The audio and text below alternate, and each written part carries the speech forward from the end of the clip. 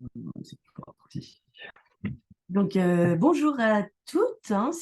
Et à Jean-Christophe qui entend un petit peu d'écho. Est-ce que c'est bon, Jean-Christophe? Ou est-ce que Sabine peut nous dire si, il y a de l'écho ou si le son est bon? Non, ça a l'air bon. Super.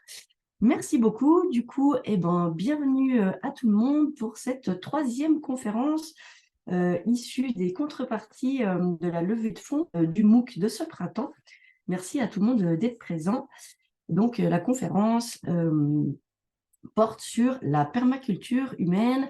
Donc, très rapidement, pour ceux qui n'auraient pas vu les premières conférences, donc voilà, nous sommes deux intervenants.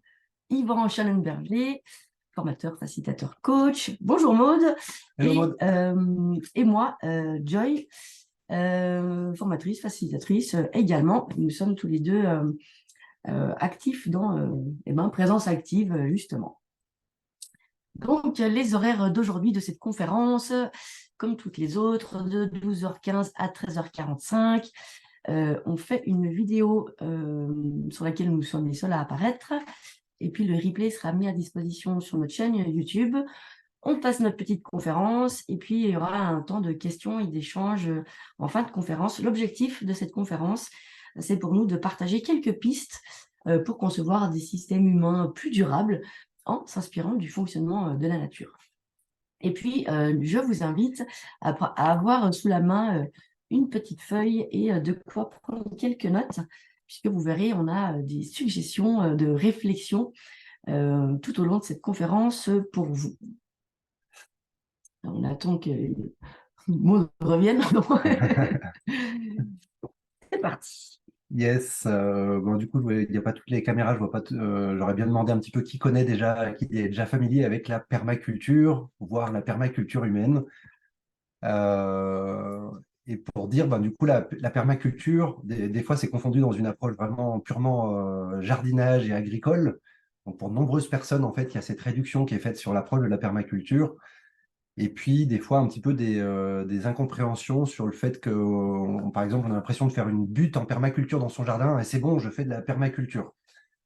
Et en fait, la permaculture, c'est avant tout une manière de penser. Il y a des principes de réflexion, des principes d'observation, d'analyse, d'un fonctionnement d'un écosystème. Donc, un écosystème qui peut être le potager, mais qui peut être une famille, une coopérative d'habitat, une entreprise. Donc, on peut vraiment aller analyser le fonctionnement d'un système qui soit naturel, humain, et qui mélange le naturel et l'humain. Donc, il y a toute une partie d'analyse du fonctionnement du système et puis de conception du système pour faire un système justement qui soit durable. Et du coup, ça va nous inviter à penser aussi à trouver des solutions, des solutions ou des pratiques qui sont efficientes en fonction du contexte. Donc, il n'y a pas des pratiques universelles. La butte en lasagne dans un jardin, il y a certains endroits, dans certains contextes, c'est complètement approprié. Dans d'autres contextes, ce n'est pas du tout approprié et il s'agirait de faire d'autres types de pratiques. Donc, il y a vraiment une réflexion au niveau de trouver des pratiques adaptées au contexte. Peut-être pour poser un petit peu le cadre à nouveau sur ce qu'on retrouve dans l'approche de la permaculture. Donc, il y a pas mal d'éléments qu'on peut trouver dans cette approche. Tout d'abord, c'est d'abord trois piliers éthiques et une douzaine de principes. Après, il y a plusieurs écoles. Il y a une école où il y a plus ou moins de principes, mais le classique, voilà, c'est trois piliers éthiques et 12 principes. Donc, on va revenir dessus après. Il y a aussi la fleur de la permaculture qui permettent d'ouvrir, justement de conscientiser que c'est une approche qui est plutôt holistique et qui s'intéresse aux différents aspects, qu'on peut la pratiquer dans de nombreux aspects de notre vie, en fait tous les aspects de notre vie pour moi. C'est aussi une approche qui s'intéresse aux flux. Les flux qui peuvent être les flux du soleil, quand c'est qu'il y a la lumière qui vient, quand c'est où c'est qu'il y a de l'ombrage, où c'est qu'il y a du vent chaud, du vent froid, où c'est qu'il y a de la bonne humeur qui arrive, où c'est qu'il y a de la colère qui arrive. Donc, il y a des flux qui peuvent être émotionnels, des flux d'idées. Donc, on peut observer plein de types de flux. Des flux d'informations. Des flux d'informations. Et puis, des notions de zonage, sur lequel on reverra. Il y a à nouveau un schéma qui reviendra là-dessus. on retrouve ce côté d'analyse fonctionnelle. Qu'est-ce qui serait fonctionnel dans ce contexte par rapport à un design qu'on fait? Donc, on parle de design quand on essaye d'aménager un système pour qu'il soit durable. Donc, le design, qui peut être le design d'un couple, à nouveau, le design d'une entreprise, le design d'une coopérative, le design du jardin, bref. Et du coup, voilà, comment faire une analyse fonctionnelle pour voir quels sont les besoins de chaque élément, quelles sont les productions de chaque élément, comment on relie les éléments entre eux pour que les besoins des uns soient nourris par d'autres éléments du système et les productions des éléments du système puissent nourrir les autres éléments du système.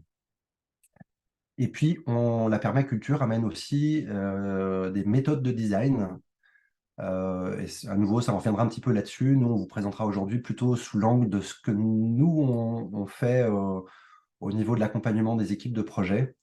Donc aujourd'hui, ça va être un peu un prisme particulier sur qu'on amène sur la permaculture, plutôt sur le côté humain, à l'échelle soit individuelle, soit à l'échelle d'un collectif.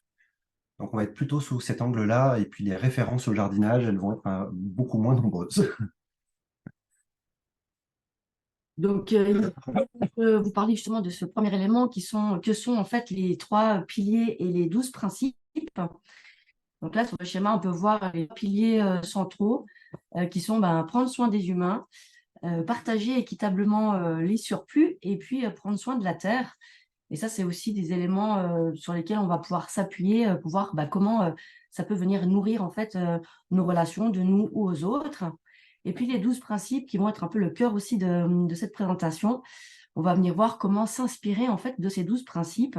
Alors je vous les lis rapidement. Observer et interagir, intégrer plutôt que séparer, aller de l'ensemble au spécifique, utiliser et valoriser la diversité, utiliser et valoriser les services et les ressources renouvelables, utiliser et valoriser les bordures. D'ailleurs, il nous manque un S à bordure, j'observe. Donc, j'observe et donc j'interagis, je viendrai corriger ce S manquant. Obtenir une production, utiliser des solutions douces et à petite échelle, collecter et stocker l'énergie, ne pas produire de déchets, observer la rétroaction ou le feedback et appliquer l'autorégulation, comment on va s'adapter en fonction des informations qu'on reçoit de l'intérieur ou de l'extérieur. Et puis enfin, utiliser et agir le changement de manière créative. Et puis, sur ces 12 principes, tu veux rajouter quelque chose? Ouais, juste un petit élément déjà sur les 3 piliers, c'est qu'il y a une dimension qui nous est chère et qui est des fois formulée un petit peu différemment que sous cet angle de la permaculture, et qui nous vient plus du dragon dreaming. On retrouve 3 piliers qui sont relativement proches, mais où on entend plus la dimension de prendre soin des jeux, des individus, prendre soin du nous, que là on retrouve plutôt dans le côté partager équitablement, et prendre soin du tout qu'on retrouve sur le prendre soin de la terre. Et puis peut-être l'autre élément par rapport à ces 12 principes, donc ça avait été modélisé par David Holmgreen et je ne l'ai plus, l'autre, mince, embêtant, il y avait Bill Mollison, voilà, merci. Et il s'était beaucoup inspiré notamment des écosystèmes des forêts, de regarder comment les forêts s'autorégulaient, comment c'était très très très très riche l'écosystème naturel à ces endroits-là. Donc ils en ont tiré une douzaine de principes justement qu'ils utilisent après dans le design, que ce soit sur des approches végétalisées ou au niveau avec des humains et tout ça. Et j'en profite pour dire aussi que, évidemment, comme d'habitude, on va vous mettre cette présentation à disposition. Et puis, on vous a aussi préparé un petit livret, justement, sur tout ce qu'on va vous partager aujourd'hui. Hop! Et puis, voilà, deuxième élément, c'était la fleur permaculturelle. C'est justement de prendre conscience que finalement, la permaculture peut s'utiliser dans plein de domaines différents. Et ce n'est pas que finalement le soin à la nature ou à l'alimentation, mais ça peut être aussi sur de la santé, du bien-être, de l'habitat, de l'énergie, de la technologie, de l'enseignement, sur les côtés financiers, économiques, sur la gouvernance et de la gestion de projet, et puis le soin à la nature et l'alimentation. Voilà, donc pour la flore permaculturelle, ça permet justement de sortir de cette vision restrictive et étriquée que parfois on peut avoir en se disant la permaculture, c'est au jardin. Et en fait, non, ce n'est pas que au jardin, c'est vraiment dans tous les domaines de l'existence. Voilà. Et ça, vous retrouverez dans le petit livret, justement, on ne rentre pas trop là-dedans aujourd'hui, mais sinon, dans le petit livret, vous retrouverez des exemples de pratiques qui sont typiques de pratiques permaculturelles qu'on peut retrouver dans les différents pétales de cette fleur de la permaculture.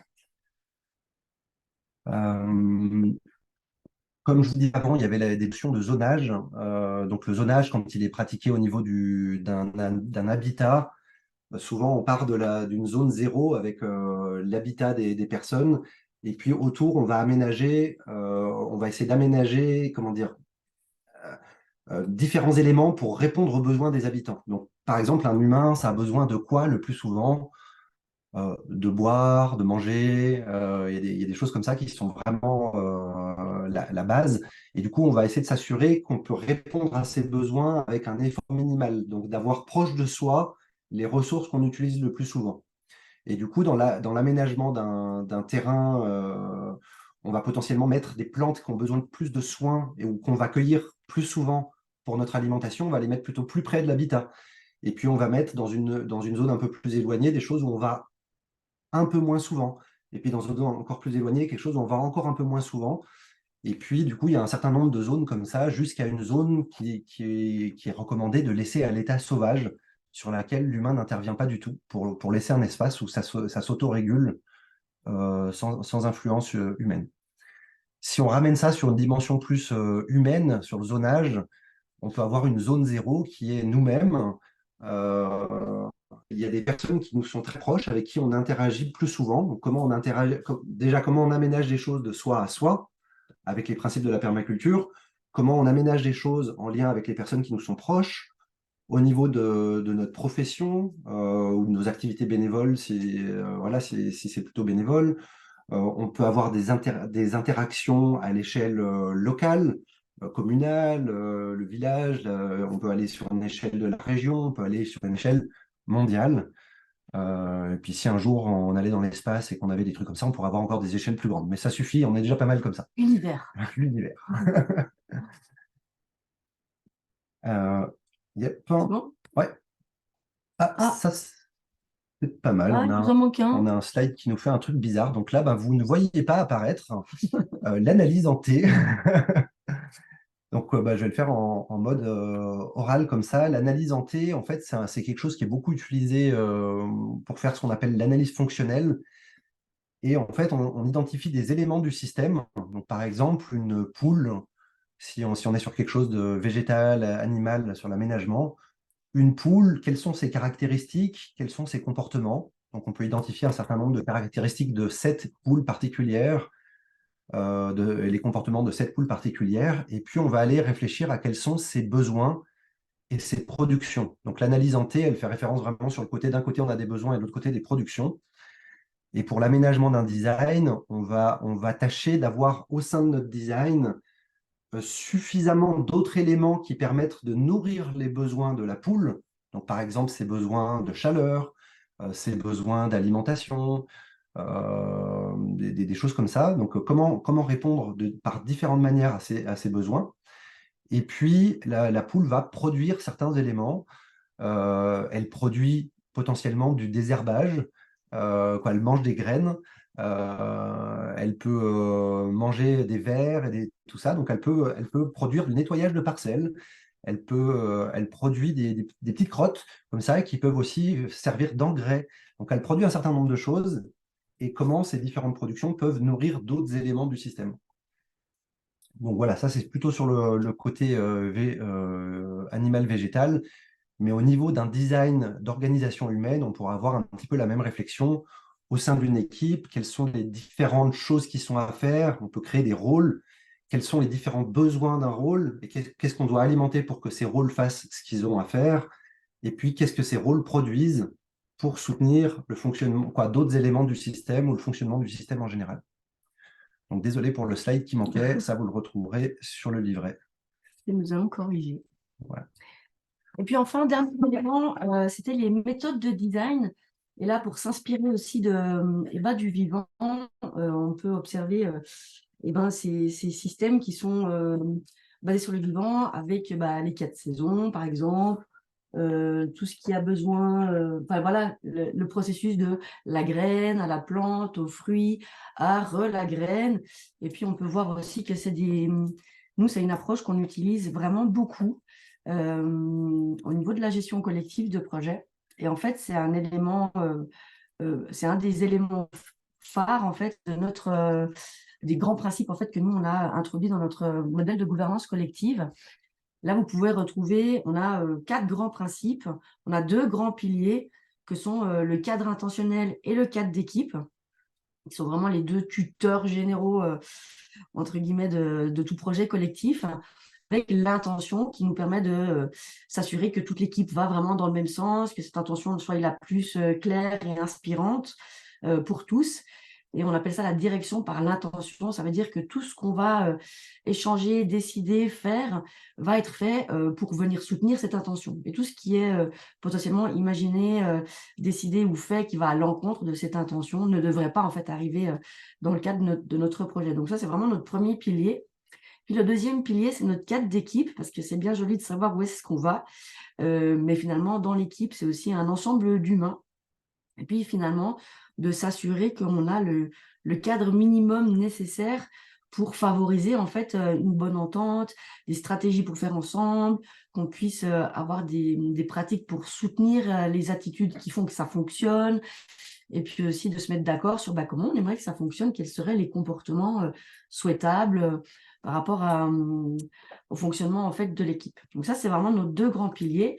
Puis vous retrouvez au milieu de ce schéma, en fait, ce cycle en fait en 4 étapes, la gestion de projet en 4 étapes, où on va pouvoir venir justement nourrir chacune de ces étapes, de la graine à la plante qui pousse, aux fruits, et puis à la graine.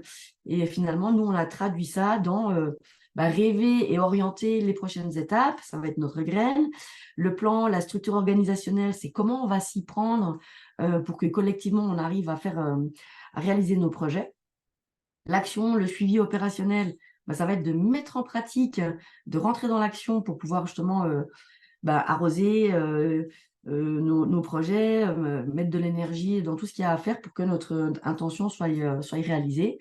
Et puis la 4e étape qui est la célébration, 4e ou première. On verra qu'après, en fait, c'est cyclique et on vient boucler dans ces 4 étapes qui est un temps de recul, d'observation, de prise de conscience, de voir qu'est-ce qui a bien fonctionné, tant au niveau des projets qu'au niveau des relations et des interactions en fait dans l'équipe. Et tout ça avec pour objectif de ne pas répéter ce qui ne fonctionne pas bien et au contraire venir nourrir ce qui fonctionnait bien et puis de venir justement procéder à des améliorations successives au sein de nos projets. Et puis, j'arrive, ce cycle, nous, on l'utilise à plusieurs niveaux, en fait, à plusieurs échelles. Par exemple, on peut l'utiliser sur une échelle d'une réunion d'1 heure. On peut l'utiliser sur une échelle de gestion de projet de 3 ou 6 mois. On peut même l'utiliser sur l'échelle du projet, potentiellement sur 1 an, 2 ans, 10 ans. Et on peut même l'observer, en fait, sur l'échelle d'une vie, où on passe aussi, nous, en tant qu'humains vivants, on est aussi soumis à ces cycles de la nature, de la graine à la plante, on porte nos fruits, à la célébration, et puis finalement le retour à la graine, à la terre, etc. Tu Ouais. voulais rajouter quelque chose? Oui, c'est juste pour faire le lien. Donc, c'est 4 étapes, rêve, plan, action, célébration. Ça vient de l'approche du Dragon Dreaming. Et c'est inspiré de la théorie des systèmes vivants de Ludwig von Bertalanffy, comme chacune et chacun d'entre vous le savez, le fameux Ludwig von Bertalanffy. Et du coup, c'est une méthode, quoi, le fait d'utiliser, d'avoir de la gestion de groupes d'humains avec ces 4 étapes, c'est quelque chose qu'on ne retrouve pas vraiment dans d'autres approches de permaculture au niveau du design. Assez souvent, au niveau du design, si vous lisez ou vous faites des formations, vous allez plutôt découvrir des approches de type Bol-Redim ou il y en a d'autres. C'est des espèces d'acronymes d'un certain nombre d'éléments qui sont à vérifier pour designer et qui sont, à mon point de vue, plus appropriés sur le côté de design de maison et de potager avec les animaux que de design d'organisation humaine. Donc là, vu que nous, on est plus sur l'angle humain, je dirais que nous, notre méthode de design, c'est de commencer par le cadre intentionnel, de suivre avec un cadre d'équipe et après de rentrer dans une gestion vraiment cyclique qui tend à s'auto-améliorer en continu avec ces cycles de 3, 6, 12 mois. Hmm. Voilà. Alors, du coup, ce qui est un petit peu ce qu'on avait envie de vous amener aujourd'hui, et qui est un petit peu particulier, c'est de revenir un petit peu sur ces 12 principes. On a fait un exercice de style, quelque chose qu'on n'a pas trouvé dans d'autres livres, dans d'autres approches, sur le côté des 12 principes en rapport avec la gouvernance qu'on pourrait appeler partagée, distribuée ou la gestion collective de projets. Donc pour celles et ceux qui nous connaissent, en fait, on a proposé un MOOC, il y a de la documentation qui est accessible sur notre centre ressources avec plein de pratiques, de processus et tout ça. Et on avait envie de venir voir comment ces 12 principes, en fait, on les retrouvait dans ces pratiques de gouvernance partagée, distribuée et de gestion collective de projets. Donc on s'est fait un petit exercice cet été pendant nos vacances, comme ça on s'est dit, allez, voilà. Et en fait, on a essayé d'identifier plein de choses et on en a identifié trop.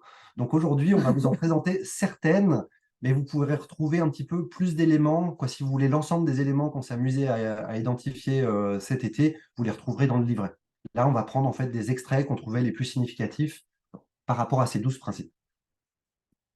À savoir que du coup, on a identifié un certain nombre de catégories différentes dans laquelle on s'est posé la question, tiens, comment on appliquerait le principe numéro 1, le principe numéro 2, le principe numéro 3. Et en fait, on a identifié 9 choses différentes qu'on a voulu observer. Donc déjà, à l'échelle personnelle, comment on peut utiliser ces 12 principes de soi à soi?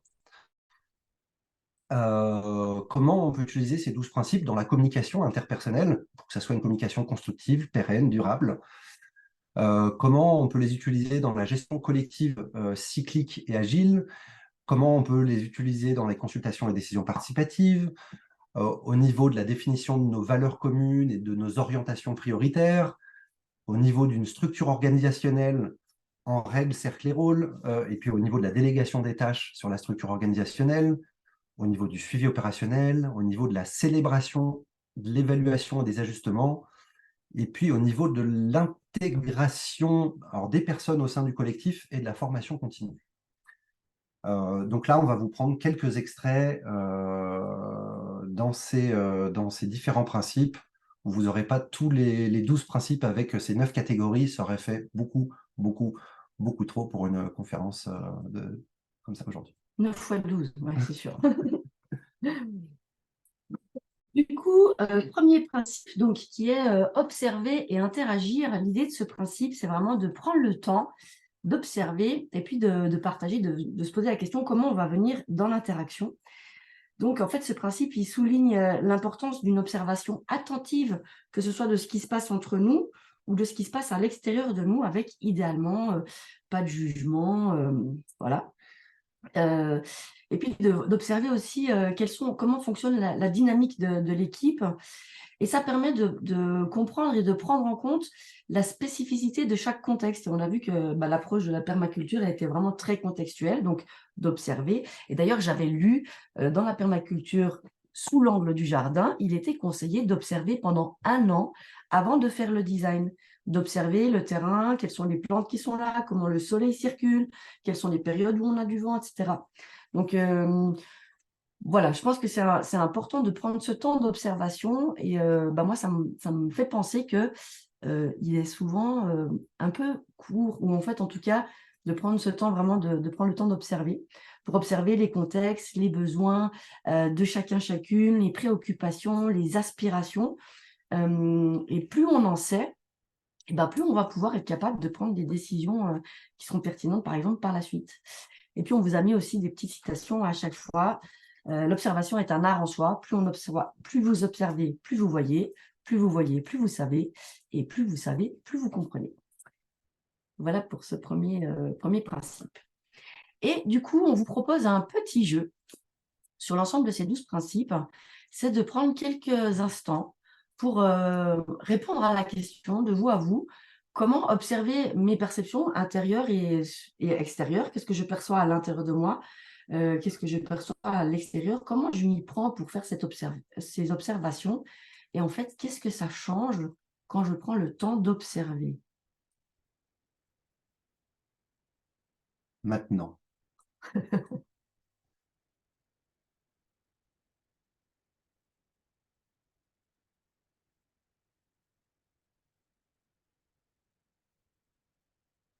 Voilà. Puis du coup, on vous a mis quelques indices un petit peu de ce qu'on peut observer, nos sensations internes, externes, les émotions qui nous traversent, les pensées qui nous traversent, les besoins qui nous traversent, qui sont nourris, qui ne sont pas nourris, les tendances comportementales pour s'approcher de l'idéal de nous-mêmes ou pour s'éloigner de choses qu'on ne voudrait pas. Voilà. On peut observer plein de choses en soi. La minute était un peu courte. Ah, pardon. Non, non, c'est vrai. Ok, des exemples, on vous a pris 2 exemples pour chaque principe hein, au niveau un petit peu des groupes. Donc, dans ce principe, observer, interagir, au niveau de la communication constructive, on peut observer et communiquer la perception qu'on a des faits, donc vraiment sur une dimension factuelle, et des conséquences que les faits de choses qui se passent, qu'est-ce que ça a comme conséquences factuelles aussi. On peut observer et communiquer nos émotions, on peut observer et communiquer nos besoins, on peut observer et communiquer nos importances, qu'est-ce qui est important pour nous, nos valeurs, nos inspirations, nos aspirations, les inspirations aussi d'ailleurs. Observer et communiquer nos peurs. On peut observer et communiquer des demandes, des propositions de contribution qu'on peut faire aux autres, voir qu'est-ce qu'on a, qu'est-ce qu'on peut demander, qu'est-ce qu'on peut proposer à des personnes pour améliorer, pour nourrir ou améliorer l'interaction avec les autres. Donc ça peut être un élément sur l'observer, interagir. Et puis, au niveau de la gestion collective cyclique et agile, on peut observer au sein d'un collectif l'émergence des besoins et le type de besoins qui apparaissent. Est-ce que c'est des besoins de définir des nouveaux objectifs? Est-ce que c'est des besoins de définir des priorités? Est-ce que c'est des besoins de définir qui fait quoi, qui décide de quoi, comment? Est-ce que c'est des besoins de gérer un suivi opérationnel? Est-ce que c'est des besoins de prendre du recul, de célébrer, d'identifier des pistes d'amélioration? Est-ce que c'est des besoins de sécurité relationnelle? Bref.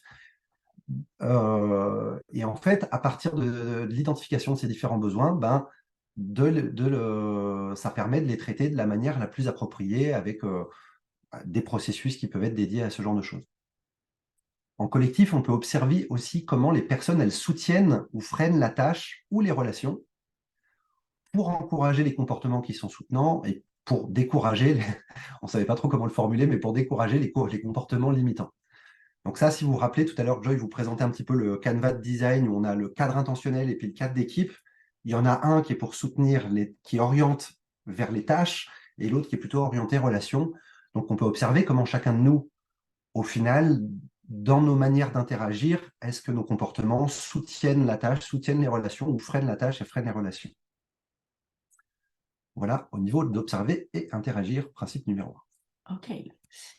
Principe numéro 2, qui est donc intégrer plutôt que séparer.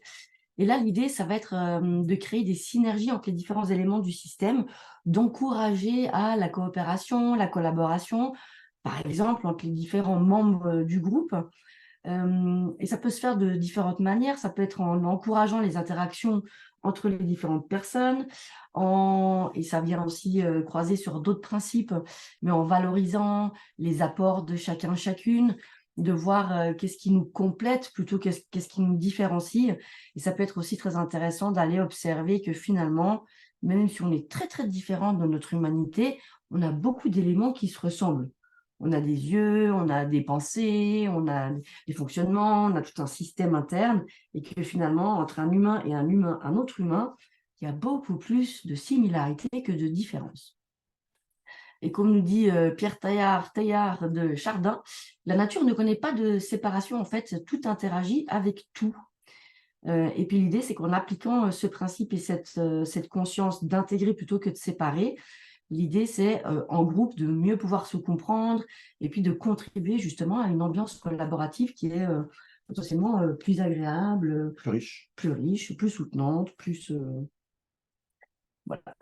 Et du coup, petite question pour vous personnelle. comment est-ce qu'on peut, nous, à l'intérieur de nous, intégrer les différentes dimensions de nous-mêmes de manière holistique? Et finalement, qu'est-ce que ça change? Peut-être que vous vous souvenez de, oui, mais j'ai une partie de moi qui se bat avec une autre partie de moi. Et est-ce qu'on peut trouver cet espace où ces deux parties, finalement, arrivent à se parler, là, et peut-être à trouver un arrangement? Et puis aussi, comment intégrer mes sensations corporelles, mes ressentis émotionnels, devenir vraiment observer et puis intégrer, en fait, ces différentes parties. Petit temps réflexif. Comment faire? Et qu'est-ce que ça change de le faire?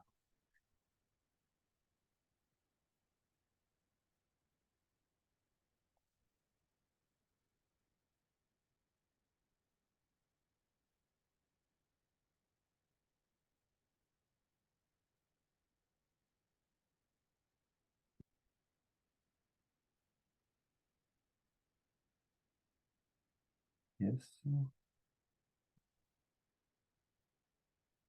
Du coup, sur les exemples plutôt sur une dimension collective, là, on est plus allé sur la thématique des valeurs et des orientations prioritaires, avec la possibilité d'intégrer les rêves et les peurs et les forces et les faiblesses, les opportunités, les menaces, euh, pour renforcer un projet, réduire les risques qui pourraient être liés à ce projet, en mettant en lumière des angles morts individuels et en transformant les obstacles en opportunités. Donc ça, on retrouve ça par exemple avec une séquence qu'on propose dans nos documentations, avec ce qu'on appelle une réunion, nous on appelait ça réunion de sens, où il y a un temps du rêve, un cercle de rêve à un moment. Après, on fait une analyse des champs de force pour envisager quelles sont justement les forces et les opportunités que les personnes perçoivent pour le projet, quelles sont les faiblesses et les menaces qui sont perçues pour le projet. Et du coup, des fois, le côté des faiblesses et des menaces ou les peurs et tout ça, c'est des trucs qu'on n'aurait pas forcément tendance à intégrer, alors que c'est super intéressant d'intégrer ça dans comment dire, les processus de co-création en collectif. Ça permet déjà de conscientiser qu'il y a des personnes qui perçoivent des choses qu'on ne perçoit pas et qui sont peut-être vraiment à intégrer. Et à un moment, sur les faiblesses, les menaces, les peurs que certains membres peuvent identifier, on peut avoir un temps pour trouver vraiment des leviers pour transformer ces risques,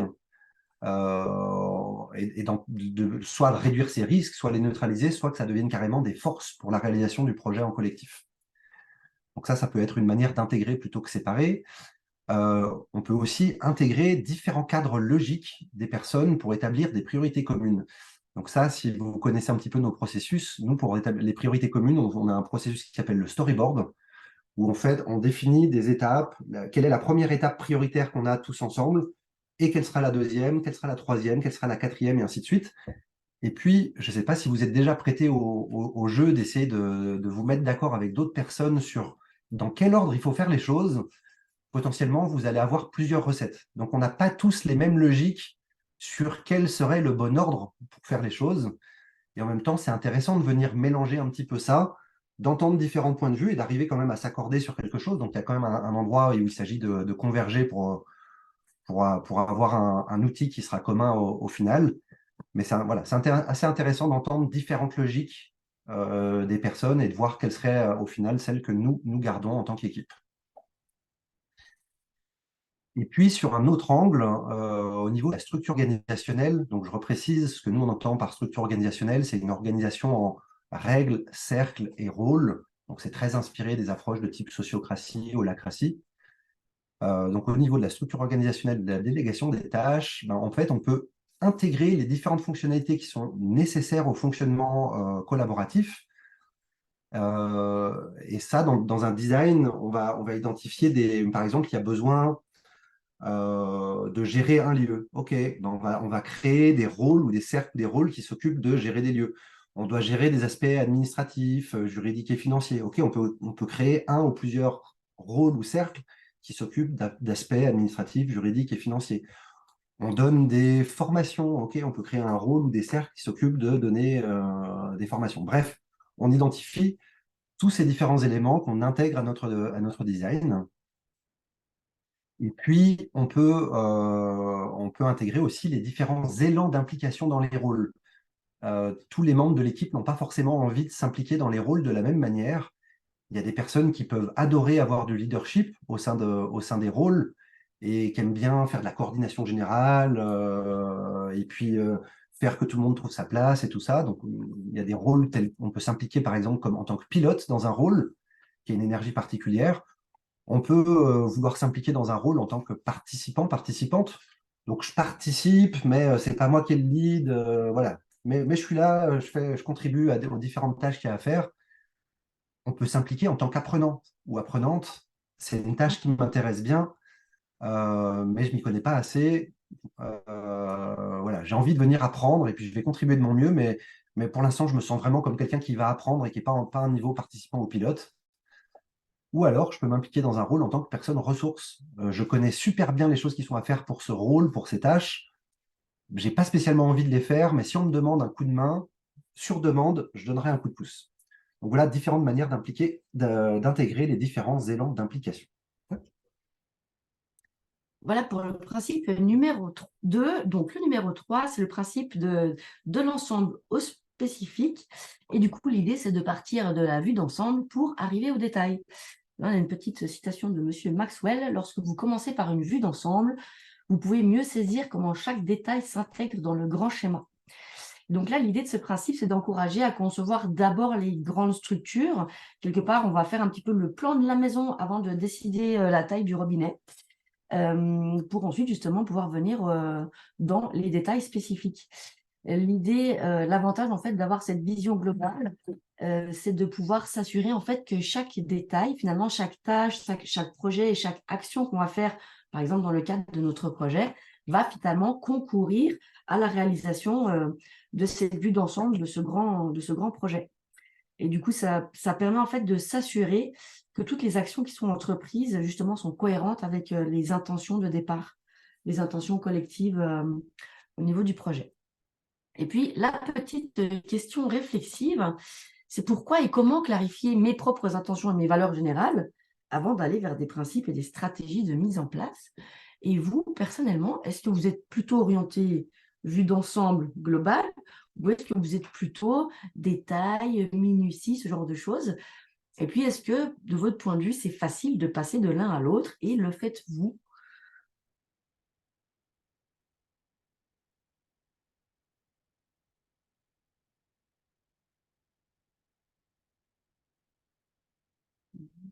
C'est bien navigué.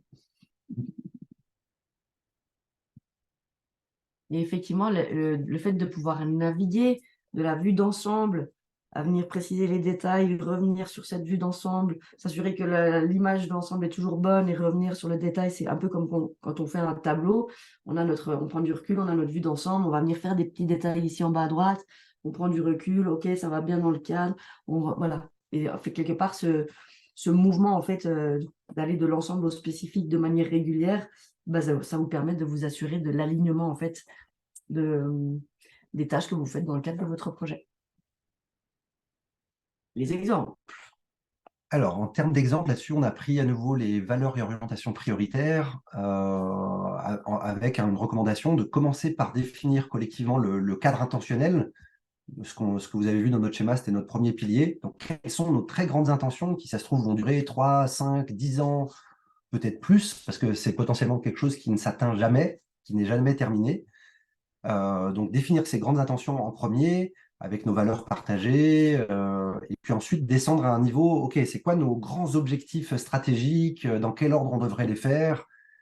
Et là, on peut utiliser l'outil de type storyboard, et puis on peut retrouver quelque chose d'encore plus précis que le storyboard après, quand on est sur du suivi opérationnel, où en fait, chaque étape d'un storyboard, ça peut être beaucoup de sous-projets, de sous-tâches qui sont à faire, et comment on fait le suivi de ces différents projets et tâches. Donc, des très, très grandes intentions, des intentions et des étapes prioritaires pour les 3, 6, 12 prochains mois, et puis un suivi vraiment régulier des petites tâches, des petits projets pour voir où ça avance, et avec potentiellement des temps de respiration qui nous font revenir à la vue d'ensemble de manière cyclique, nous faire prendre du recul. Donc, d'où les 4 étapes, rêve, plan, action, célébration, qui nous invitent à faire ça. Et puis, au niveau de la structure organisationnelle, en règle, cercle et rôle, et puis la délégation des tâches, à nouveau partir des intentions et des valeurs. On a défini les intentions et les valeurs dans le cadre intentionnel, on a potentiellement un storyboard, et puis de structurer l'organisation en partant potentiellement des grandes thématiques qu'on voit dans le cadre intentionnel, dans nos grandes missions, dans les différents éléments du storyboard. Donc on voit qu'il y a des thématiques, il y a des sujets qui apparaissent, et on peut commencer à faire notre design de règles, cercles et rôles à partir de ces grandes thématiques. Et du coup, potentiellement, ça nous fait créer des cercles, des rôles, et puis plus tard, on sera peut-être amené à créer des sous-cercles et des rôles plus précis. Et potentiellement, chacun de ces cercles et ces rôles vont eux-mêmes avoir progressivement des tâches et des projets plus précis. Mais du coup, vraiment de partir du grand schéma d'abord, on dégrossit des gros sujets et on va dans le plus fin, et vers le plus fin, et vers le plus fin progressivement. Alors, le principe numéro 4, c'est d'utiliser, de valoriser la diversité. Et en relisant ça, ça me rappelle aussi que la diversité, c'est un des éléments qui permet de générer de l'intelligence collective. Si dans votre équipe, on est un peu tous les mêmes, eh ben, il y aura moins d'émergence en fait d'innovation et de choses un petit peu qui viennent out of the box que si vous êtes de nature, de culture, justement avec plus de diversité. Et puis, Desmond Tutu nous le dit, la diversité, en fait, c'est la réalité de la nature et c'est aussi la réalité de l'humanité. Donc, ce principe, en fait, il encourage à valoriser, à reconnaître et à valoriser, en fait, la diversité des personnes, la diversité des idées, des connaissances et des compétences pour justement venir compléter, en fait, à plusieurs avec des compétences et des connaissances différentes, on en saura un petit peu plus. Et où, en fait, chaque membre est invité aussi à contribuer pleinement avec ses propres compétences uniques, avec son style propre, et puis de se sentir pleinement partie prenante en fait de ce projet collectif, avec qui il est, sa couleur, ses connaissances et ses compétences. Et puis ce principe, ça encourage aussi à inclure et à valoriser en fait justement cette diversité en lui donnant en lui redonnant toutes ces lettres de noblesse quelque part. Et puis la petite question réflexive de nous à nous, comment peut-on valoriser la diversité de nos propres ressources? Comment je peux valoriser mes aspirations profondes, inspirations profondes, mes élans, mes talents, mes connaissances, mes compétences, tous ces éléments qui font que je suis qui je suis. J'en profite pour glisser. Dans le livret, on vous a donné des fois des exemples de processus avec ces différents sujets. Ouais. Et par exemple, là-dessus, potentiellement, ça peut être intéressant d'aller explorer l'ikigai. Quels sont mes élans pour le monde? Les choses que j'ai du plaisir à faire spontanément, mes talents naturels, ainsi de suite.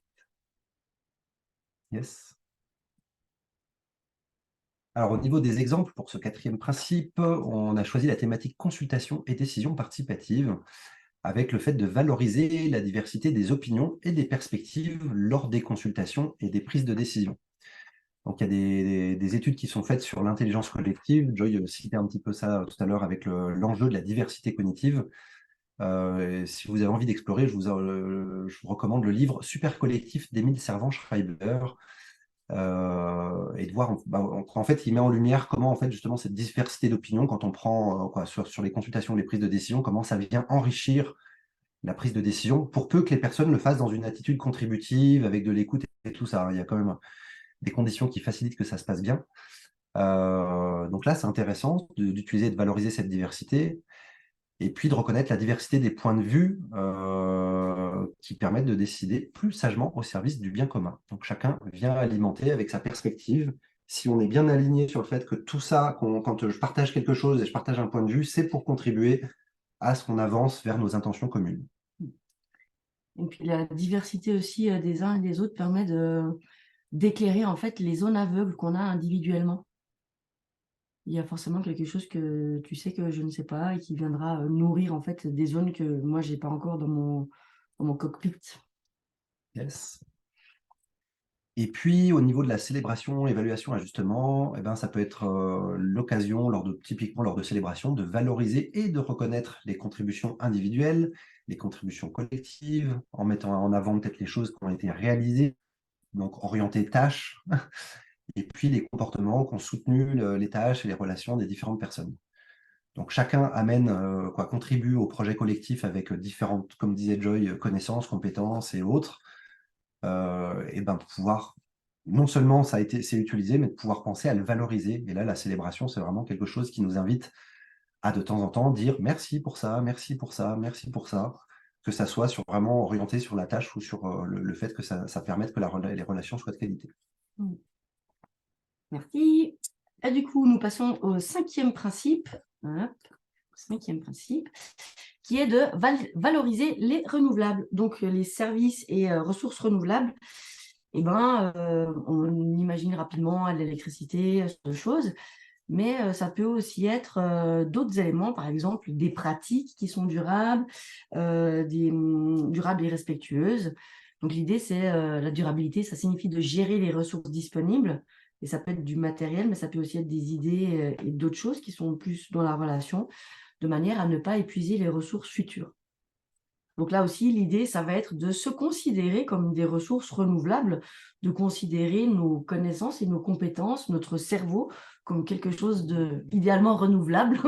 Notre plaisir est Notre renouvelable. plaisir, exactement. La Et, motivation. voilà, et puis de générer en fait un environnement qui sera propice à du plaisir, de l'innovation, et puis de l'adaptabilité aussi, de la durabilité, quand on pense au projet par exemple qu'on mène collectivement. Et là, petite question réflexive, du coup, qu'est-ce que cela m'apporte de valoriser en fait la richesse de mes ressources en lien avec le principe juste d'avant. Et voilà, qu'est-ce que ça m'apporte de valoriser mes motivations, mes inspirations, mes compétences, mon temps, mon matériel, mon argent, mes qualités.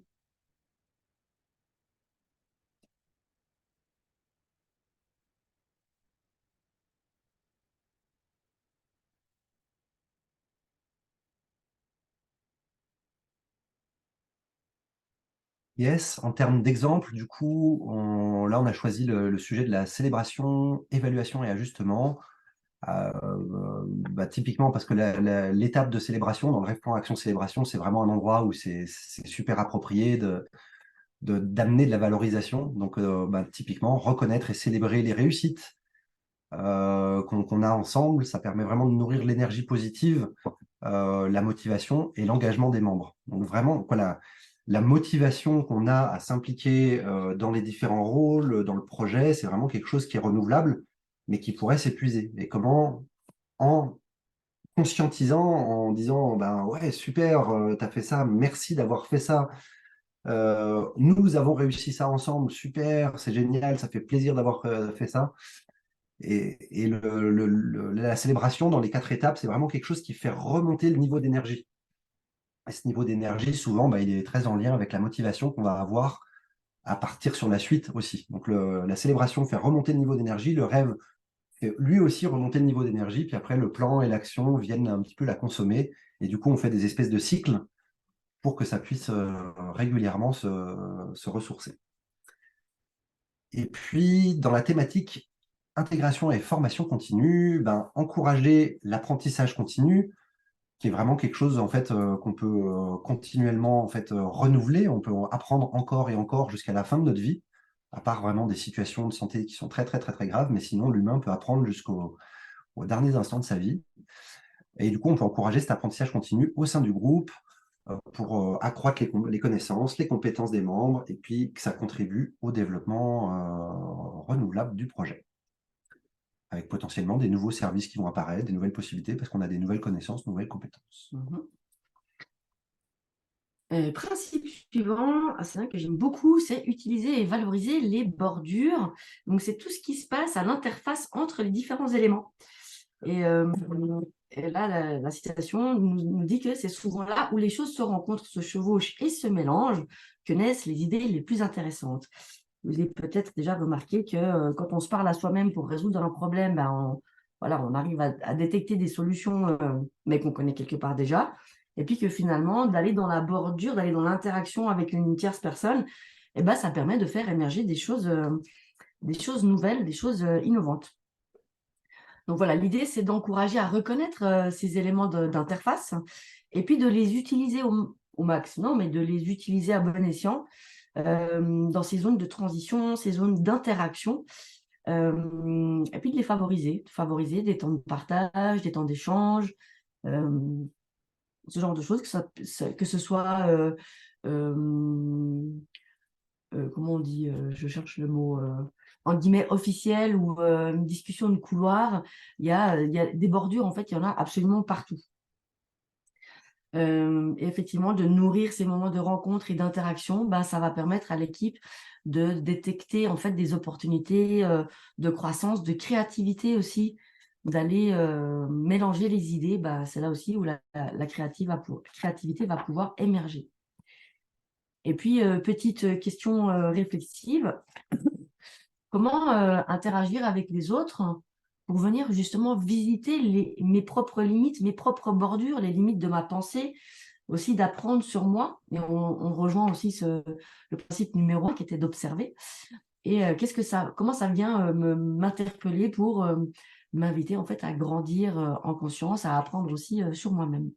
Et est-ce que j'ai plutôt tendance à générer ces frottements de bordures ou est-ce que j'ai tendance à éviter d'aller justement visiter ces bordures avec les autres personnes notamment?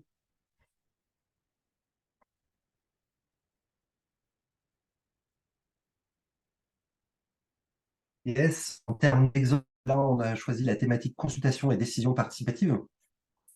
Et du coup, de consulter les autres avant de prendre une décision pour collecter leur point de vue, prendre en compte d'autres perceptions que les siennes, d'autres enjeux que les siens, d'autres alternatives. C'est quelque chose qui vraiment, justement, peut venir nourrir, même si c'est une décision que je vais prendre pour moi personnellement ou pour moi au sein de l'organisation. Voilà, de présenter, voilà, j'ai cette décision à prendre, il y a ça que je vois comme enjeu, il y a ça, j'ai pensé à ça, c'est ma solution favorite, celle-là, c'est la deuxième. Et d'entendre un, deux, trois, plusieurs autres avis, c'est vraiment quelque chose qui, des fois, peut à nouveau permettre d'éclairer des zones qui sont aveugles ou des alternatives qui sont plus intéressantes que celles qui étaient identifiées. Et puis, du coup, dans les personnes qu'on peut consulter, ça peut être d'autres rôles au sein de l'organisation, d'autres cercles. On peut aller aussi, comment dire, explorer des bordures un peu plus loin avec des personnes externes à l'organisation, des acteurs du territoire. Donc, on peut vraiment aller s'amuser à aller visiter des bordures moins familières que celles qu'on a avec les personnes avec qui on interagit le plus souvent dans nos zones les zones les plus courantes. Et puis John Croft, justement, celui qui nous a amené le Dragon Dreaming, lui, il parlait aussi justement d'aller frotter les bordures des personnes qui sont contre votre projet. Parce qu'en fait, ça peut être très, très riche en fait, d'enseignements. Qu'est-ce qu'eux, ils ont à vous dire? Comment eux, ils voient votre projet et que voilà, finalement, c'était aussi des personnes, si on allait se nourrir du feedback, on verra, c'est encore un autre principe, mais d'utiliser les bordures pour aller capter du feedback et de le faire volontairement et consciemment, ça peut amener des éclairages très intéressants sur ce que vous êtes en train de faire. Voilà. Entre les supporters actifs et les résistants actifs, d'aller demander pourquoi les résistants actifs résistent à ce projet, qui trouvent qu'il n'est pas top, et qu'est-ce qu'il faudrait faire qui fasse une différence. Donc ça peut faire partie des bordures. Au niveau de l'intégration et de la formation continue, en équipe, on peut partager nos expériences, aider les autres à débloquer leurs problématiques. Ça peut nous permettre d'évoluer personnellement dans l'interaction avec l'autre. Et ça, typiquement, pour ceux qui connaissent des pratiques de type co-développement ou partage de pratiques, c'est des processus qu'on peut faire ensemble qui ne sont pas directement orientés sur le fonctionnement de l'organisation elle-même, mais qui sont là, mais qui ont le potentiel de permettre à chacun de nous d'être aidé ou de contribuer à aider les autres. Et en étant aidé ou en aidant les autres, systématiquement, c'est quelque chose qui a tendance à nous faire grandir aussi. Il y a toujours des petits trucs à apprendre pendant ces processus-là. Et ça, c'est des effets qui sont potentiellement pas mal sur des bordures. Yes, merci. Principe numéro 7 et pas des moindres, créer une production. S'assurer que ce qu'on fait a une utilité. Si ce que l'on fait n'est pas utile, arrêtons de le faire, hein, par exemple. Par exemple. Et puis la petite citation de Napoléon Hill qui dit la production, c'est le reflet de notre capacité à transformer nos rêves en réalité. Et puis une autre de Paulo Coelho que j'aime bien aussi, le meilleur moyen de se sentir vivant, c'est de créer. Donc, ce principe, en fait, il s'assure simplement que ce qu'on fait est utile. Et c'est pas un vain principe. Donc oui, l'idée, c'est de maximiser les résultats, etc. Et ce que j'aime bien aussi, je sais pas s'il est en lien avec ce principe ou pas, mais c'est un minimum d'efforts pour un maximum de résultats. Et ça, Efficience. c'est voilà, pour l'efficience. Ouais. Et ça, c'est quelque chose que j'aime beaucoup dans le sens où j'entends bien le minimum d'efforts, puis en même temps, c'est en regard du maximum de résultats. Donc, c'est trouver cette efficience qui fait que je fais juste ce qu'il faut pour que finalement le résultat il soit conséquent.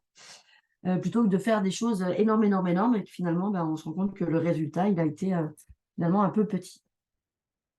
Voilà. Et là, petite question réflexive, quelles sont vos stratégies pour définir régulièrement les objectifs et passer à l'action? Vous assurez que finalement, vous créez une production dans le cadre de vos projets. Quelle est votre stratégie pour le faire?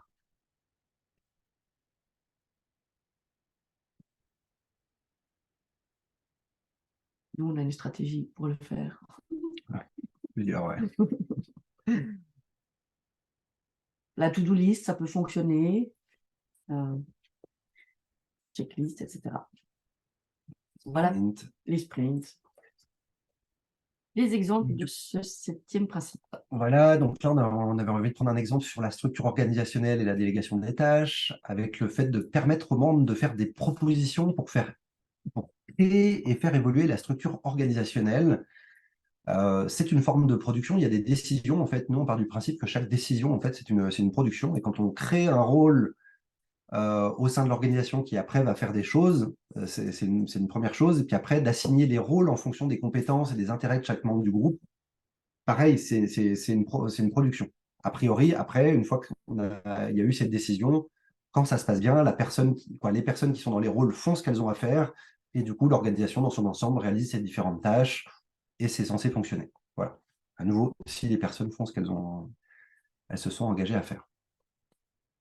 Et puis, bah, forcément, créer une production, ça résonne beaucoup avec le cadran action du rêve plan action célébration. C'est un moment, c'est bien beau, c'est de la théorie, quoi. Rêver, planifier, blablabla, c'est joli. Puis à un moment, il s'agit de faire. Donc, nous, ça nous connecte beaucoup à la dimension du suivi opérationnel, justement, qu'on place dans le cadran action.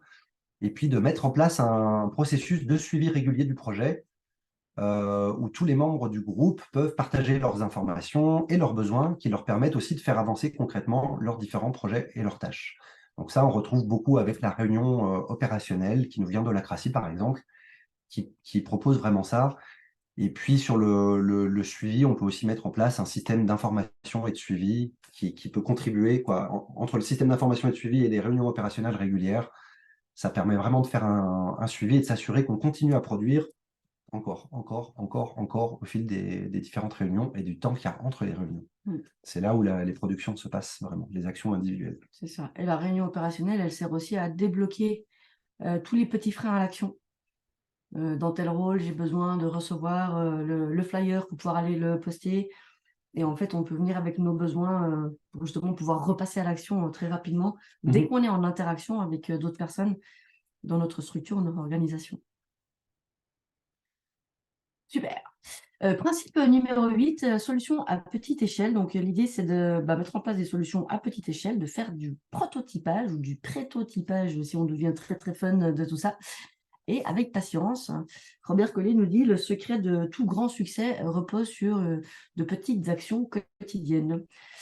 Donc là, l'idée, c'est d'encourager en fait des actions pragmatiques, opérationnelles, fonctionnelles et progressives pour aller en direction de ce qu'on a envie de faire. Et ça nous évite aussi de tomber dans le piège de la meilleure idée.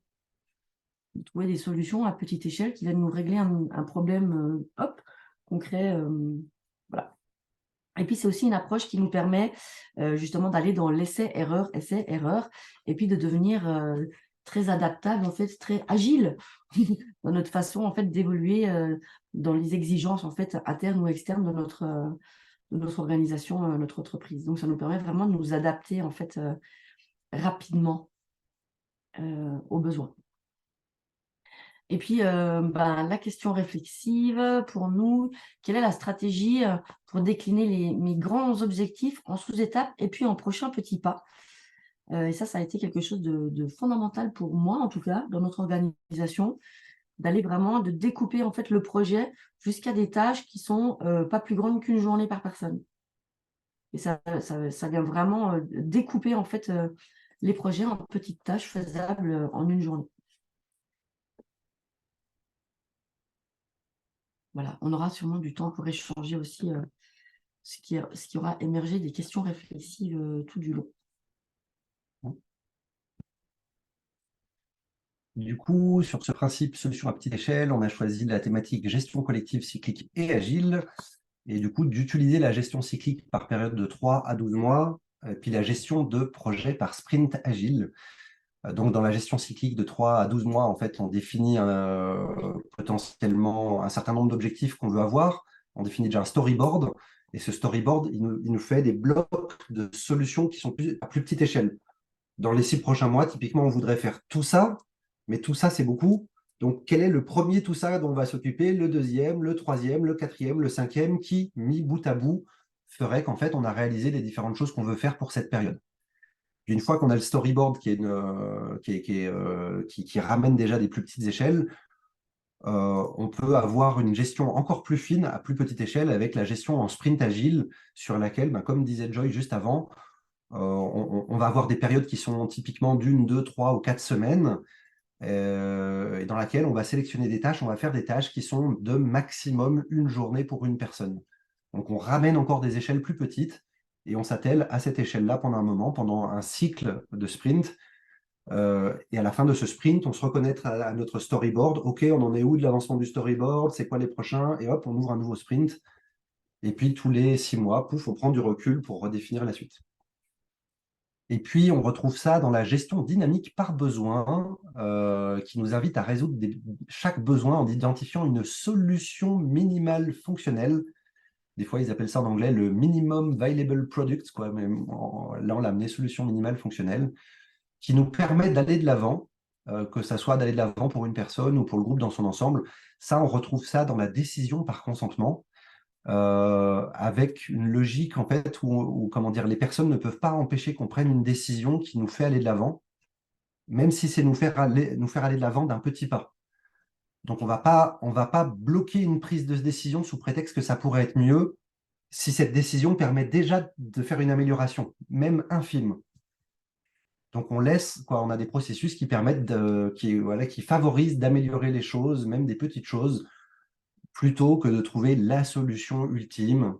Voilà, du coup, on bosse plutôt à une plus petite échelle. Et puis, autre exemple, hop, sur les valeurs et les orientations prioritaires, favoriser une approche incrémentale, progressive, et réaliser des progrès étape par étape, plutôt que de chercher à réaliser tous les objectifs du projet en même temps. Donc là, à nouveau, on retrouve la logique du storyboard. Il y a quelques années, quand on utilisait, nous, pas forcément le storyboard, quand on faisait un temps pour rêver ensemble, on rêve, on rêve, on rêve. Puis il y a un côté qui est très sympa dans le rêve, et à des moments, ça pouvait m'oppresser. Waouh, il y a tout ça à faire. Ah. Puis des fois, si, pour peu qu'on soit un petit peu sous pression, limite trop de pression, ça peut donner le vertige, genre, il y a tout ça sur les 6 prochains mois, ouais, je suis fatigué d'avance.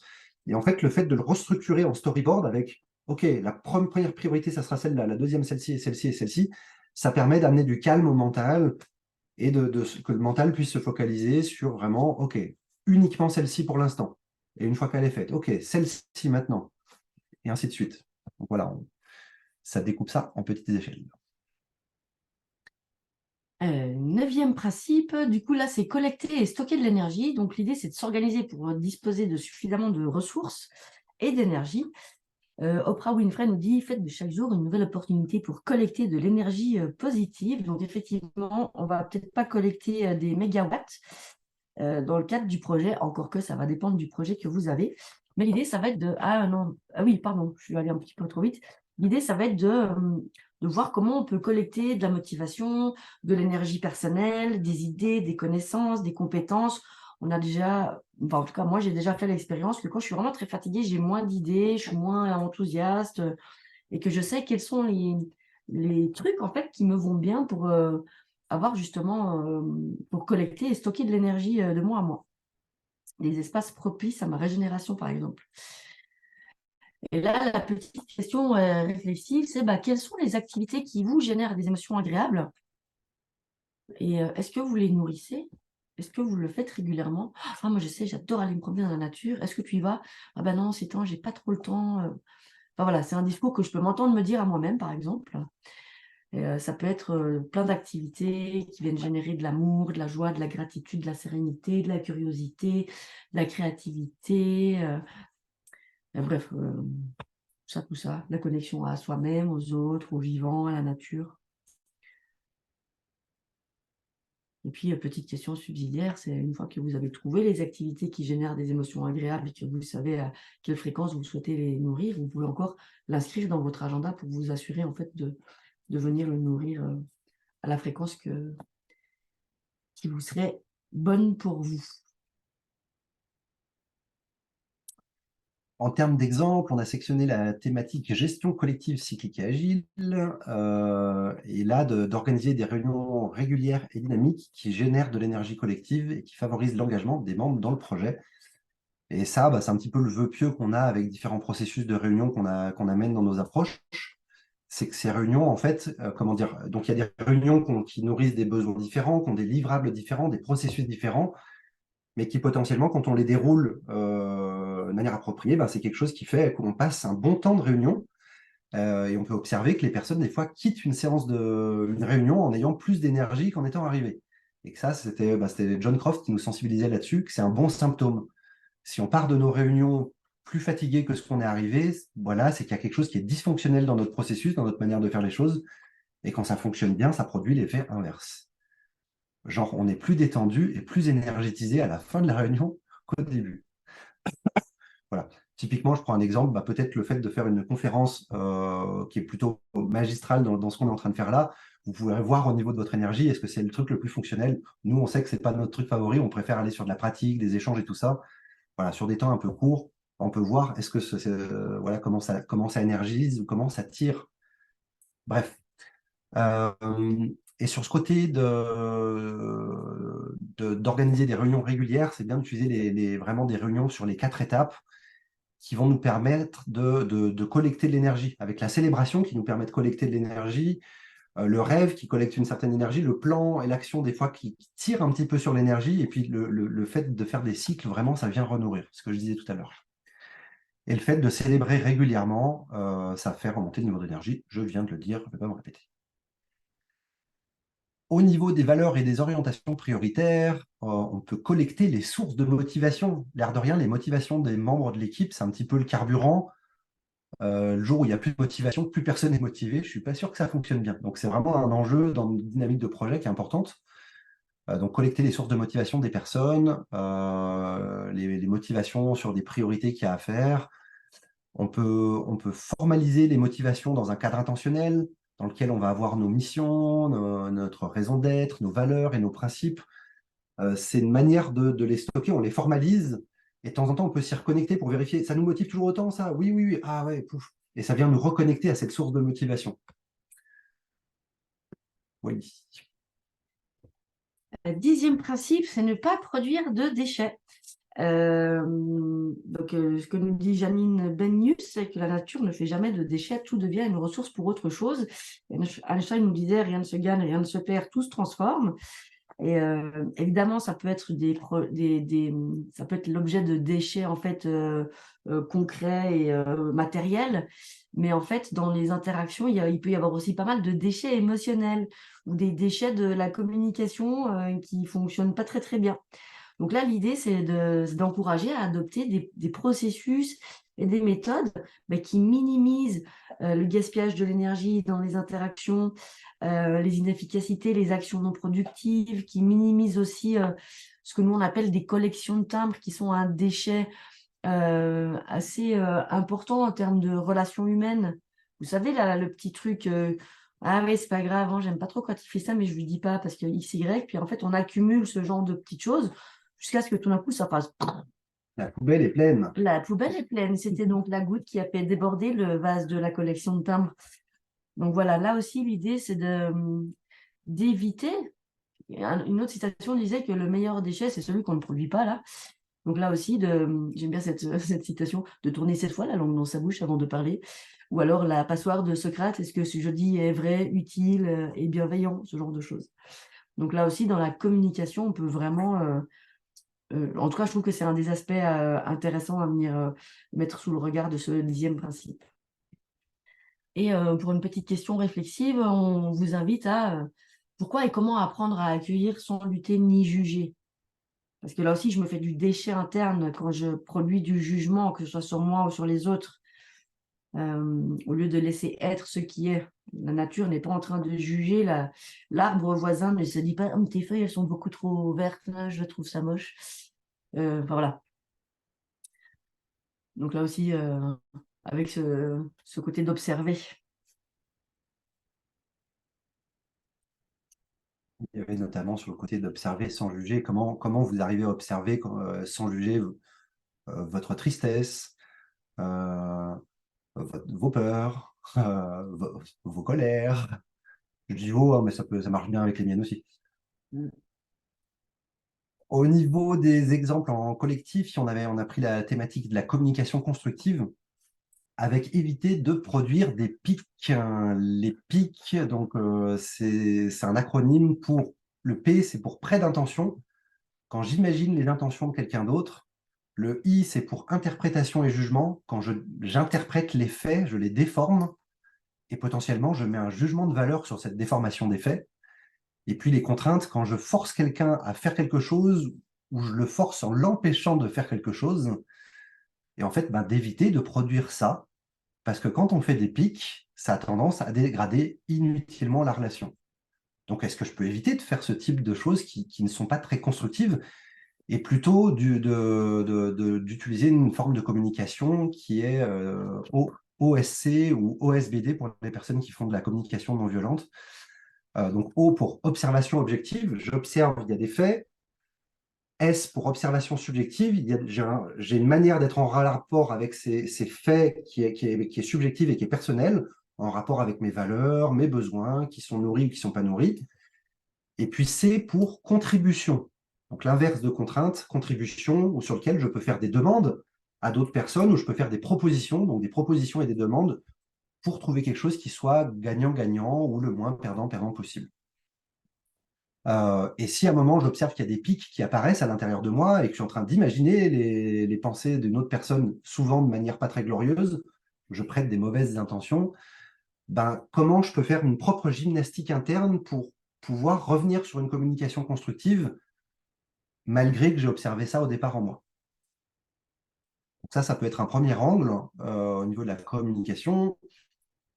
Et puis au niveau de la célébration, d'ouvrir des espaces où on fait le bilan, où on peut identifier des pistes d'amélioration, capter ce qui est améliorable dans la gestion collective, des tâches, dans les relations, d'identifier les pistes d'amélioration les plus significatives, les mettre en œuvre.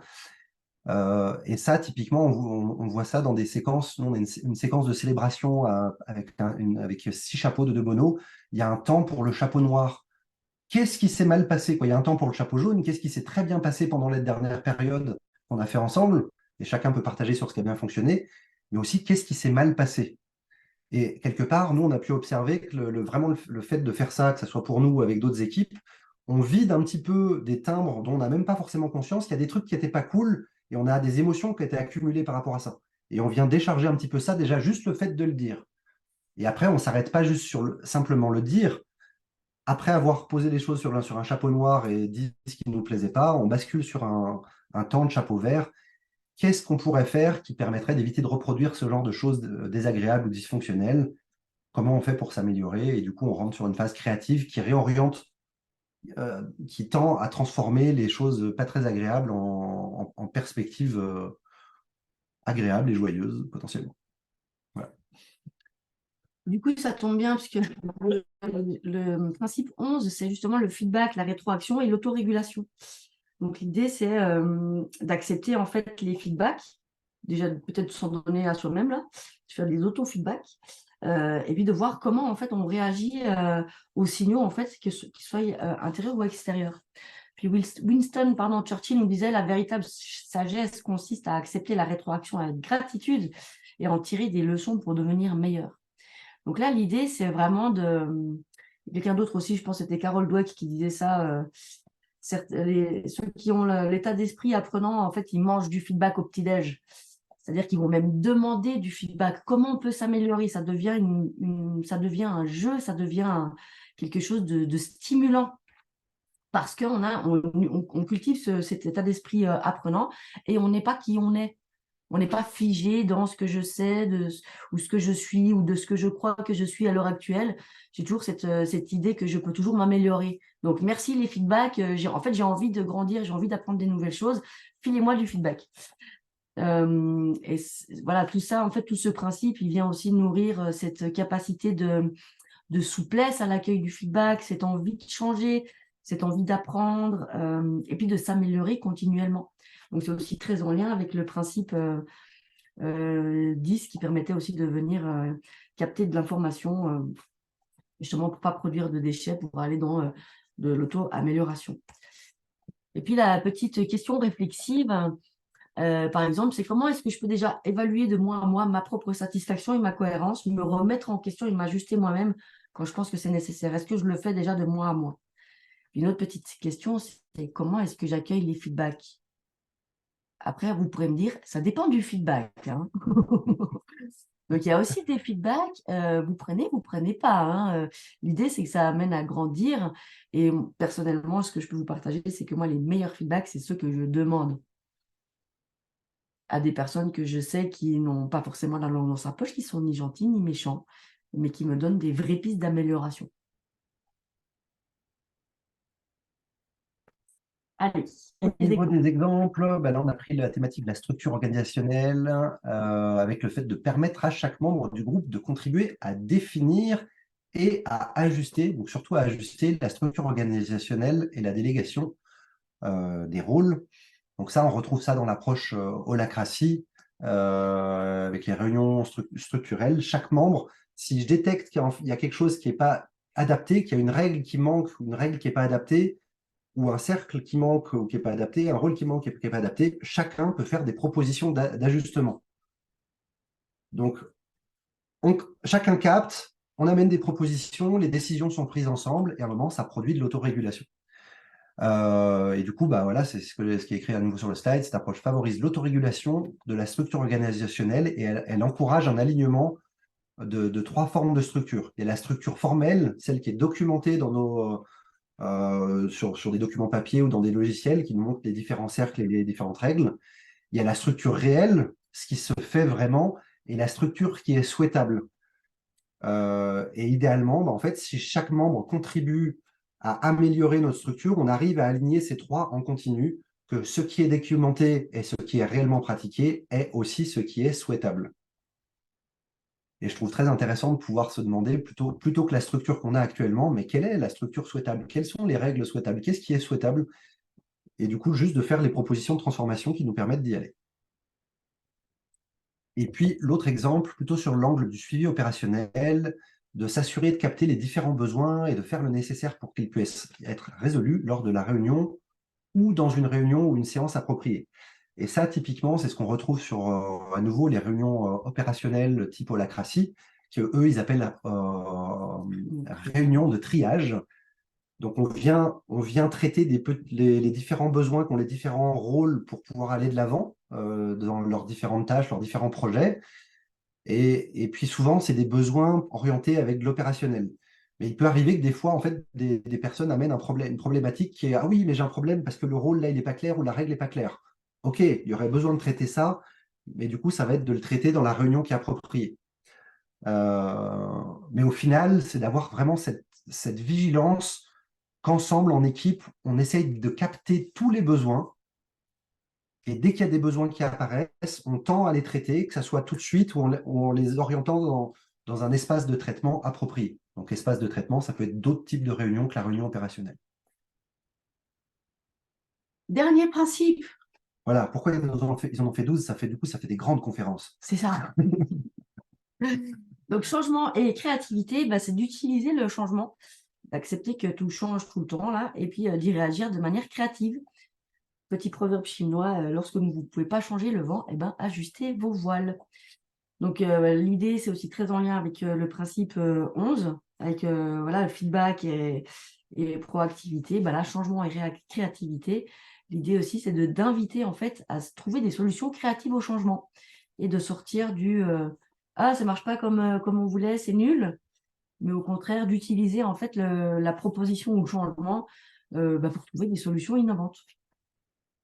Et puis, la petite question réflexive. Comment puis-je accueillir le changement, qu'il soit interne ou externe, en me connectant à l'idéal de moi-même? Qu'est-ce que l'idéal de moi ferait dans cette situation? Et, le petit truc magique de la baguette magique, vous pouvez imaginer que vous avez une baguette magique et l'idéal de vous-même, qu'est-ce qu'il ferait s'il avait aucune limite? Et ça permet d'aller dans des zones de créativité qui sont très intéressantes. Yes. En termes d'exemple, on a choisi la thématique gestion collective, cyclique et agile, et puis là, d'utiliser l'approche de gestion collective qui intègre directement des mécanismes de changement cyclique qui permettent de générer et régénérer régulièrement l'énergie et la motivation, ainsi que des ajustements et des évolutions pertinentes. Donc ça, typiquement, c'est vraiment dans le rêve plan action célébration, ce côté d'amélioration continue, on le retrouve beaucoup avec la célébration. Après, on le retrouve aussi dans chaque réunion, quand on prend un temps de clôture de réunion, il vise aussi une amélioration continue. OK, qu'est-ce que j'ai apprécié dans cette réunion au niveau des interactions, des tâches, de la facilitation, du rôle mémoire, et qu'est-ce qui serait des pistes d'amélioration?